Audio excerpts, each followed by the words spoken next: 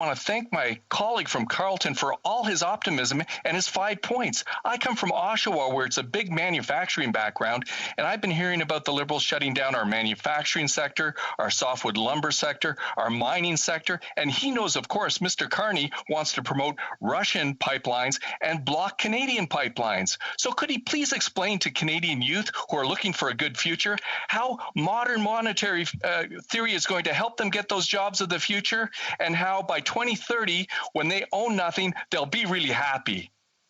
The honourable member for Carleton. Well, those are some great questions. First of all, modern MMT, they call it, modern monetary theory. MMT can also stand for more money today, or magic money tree. It's this new theory where governments will just simply print cash.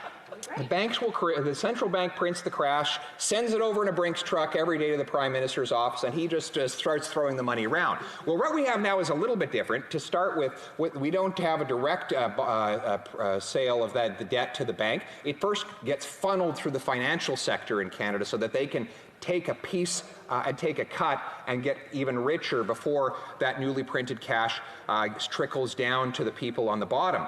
But the bottom line is that what we have today is very similar to MMT. It is printing mass sums of cash that inflates the assets of the rich and raises the consumer prices of the poor. That is a massive new inflation tax that will only help big government, big business, and the super rich at the expense of the working class. That's why we're speaking out against it. As for Mr. Carney, you're right, he's part of the World Economic Forum that the finance minister joins, which says that in 2030, only 9 years from now, you will own nothing and you will love it. That is the agenda of these people. Maybe that's why over the last year they've done everything in their power to make housing completely unaffordable so that nobody can afford it except them, a small group of landed aristocrats, while the common people are out in the field doing the work. We on this side want to democratize property ownership, make it available to everybody.